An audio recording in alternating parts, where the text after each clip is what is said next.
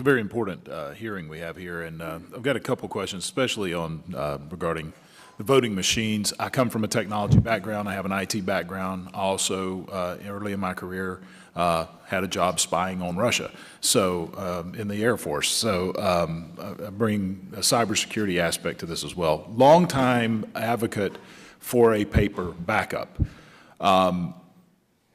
But what I'm hearing, it seems counterproductive to some things I've advocated for in the past, because I've seen the advantage of computer-based voting is the efficiency, especially when it comes to post-election. I can remember the first elections I was involved in from a volunteer. You're up till midnight, 1 or 2 o'clock in the morning in Georgia, waiting for results to come in. People are sitting at the courthouse waiting for counts to be done. We brought electronic voting in. A lot of times you know within a half hour to an hour by the time the polls close. But then we have the problem of I would get calls from Republicans that the machines were changing my vote as I voted to all Democrats, and you get the same thing from the other side. What I heard from a lot of you is to not use a paper backup, but use a predominantly paper ballot system with a computerized backup, which seems to be backwards to me from what would be the most efficient use, which would be utilize computerized voting because of the efficiency. We already have a lot of long lines and the initial counting, but have the machine produce a paper verification that the voter then verifies that piece of paper is what they cast on the machine, that is then filed and used as a backup. Is there, I'd like to hear, Mr. Hall, what are your thoughts on that? Because to me, that actually, because that reduces the human error, multiple marks made on a page for the same candidate, hanging chads, all that, is that the voter is then verifying that the computer did take what they said, the way they voted, and then that will be used for your recount. Yeah. And so what I would say is, we've come a long way since around 2000 in that the machines we use now and that we're advocating for are what we call software independent. And what I mean by that is that no change in the vote total is I'm misstating the definition, but essentially think of it as if something were to mess with the vote totals, you'd still have an independent way of coming at the actual result. And so now these ballot marking devices, they don't keep any state, to use a nerd word. Now they don't actually keep the totals themselves, use a different machine, like an optical scan machine, to suck the ballot in and actually do the counting. And so you have the benefit of using technology for doing all of the navigation. You have a computer counting the thing, and you still have a paper ballot backup for the auditing. So you have an IT-based device that actually casts the paper ballot and a different device that actually counts it, and you have the backup. Depends on the model, but yeah, that's basically correct. Okay. Ms. Schneider? So the way you described the paper ballot working is actually the way that it does work with an optical scanner. It's not you're still getting the efficiency of the computer when it counts the ballots, and you can still have that speed, although we should consider whether speed is the value we want on election night, but you still have that speed by having the computer scanners, even if you mark a ballot by a pen or pencil. And I do want to point out that with ballot marking devices, it's critically important, especially if they're used for all voters. There's two critical important things. One, there has to be enough. You have to know how many voters can vote on a single device during the course of one election day.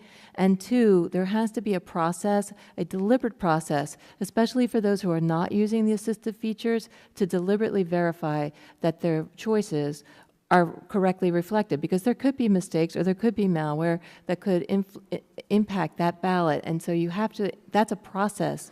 It's a process issue on top of the security issue. But let me make sure I'm clear. You're talking about actually using a physical ballot that I mark and then run through like the standardized test we used to do in school. That's correct. But does that not open up for human error that takes us back to the hanging chad days of the 2000 presidential election?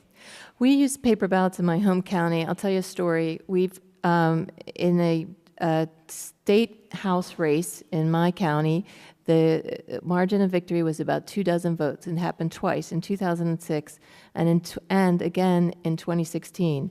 And about 23,000 ballots were counted in that race.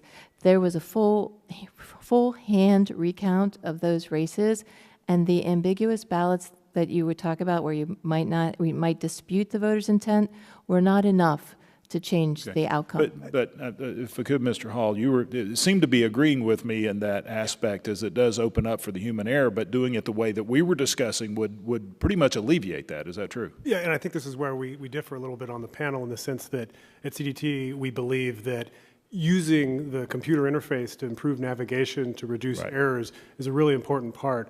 You do need to have enough of them. You have to pay for them. They're really expensive. And so those kinds of balancing features come into the ultimate decision on whether or not you should purchase those kinds of machines. But we believe that you should use technology when it does things really well, and then ground it, have it in something like paper when there's a important security element that you can't otherwise do. It's like an air gap. Right? I just quickly like to add one thing. The Brennan Center doesn't take a position on ballot marking devices versus optical scan filling out these ballots, but I do want to make one point.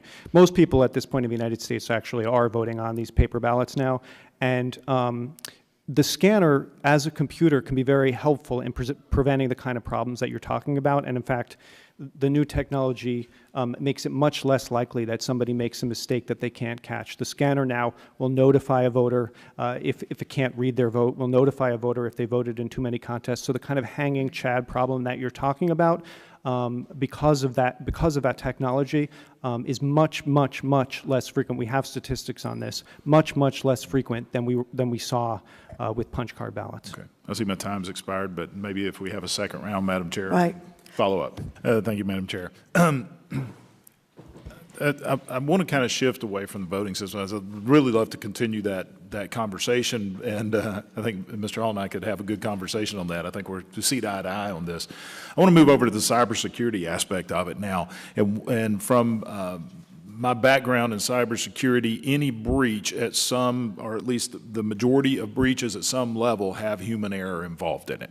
There's usually some aspect, and a lot of times it's a failure to act. It's with a patch, or it's with something. Equifax was failure to actually to have a patch. So, and Mr. Hall's right. You cannot create a 100% secure system. When I was working in intelligence in the Air Force, we commissioned a vendor to create a completely secure system. They came pretty doggone close. It was very secure, but it was so slow nobody could use it. So it's always it's a balance there.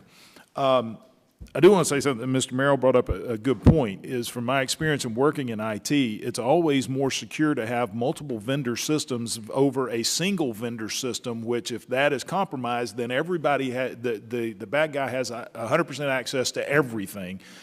But you have to have a set of standards that the vendors operate by, and I think that is a role that we can play as a recommended set of standards, still leaving the 10th Amendment, the state's authority to conduct and operate their elections.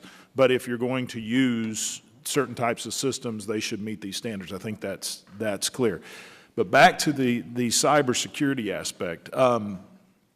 Is anyone on the panel familiar with OODA loop? OODA, O-O-D-A. A little bit surprised because we use that in cybersecurity. It's a cycle of decision making that you use to defeat an adversary in a fast-paced, multifaceted environment. It's O-O-D-A. It means observe, something, detect, act. It's exactly right. Observe, orient, detect, or decide and act. Basically what it means is you're always observant. You're watching to see what's going on, which is happening in our cybersecurity realm right now.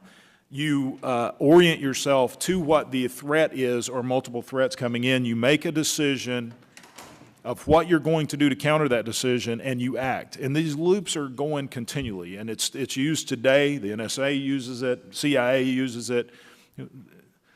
Pat the Battle, it was developed by an actual Air Force colonel. So, give a little kudos to the Air Force there. Most cyber risks and breaches come from the last aspect of that, a failure to act. It's you orient, you observe, you decide. In the case of Equifax, they didn't act to put a patch in.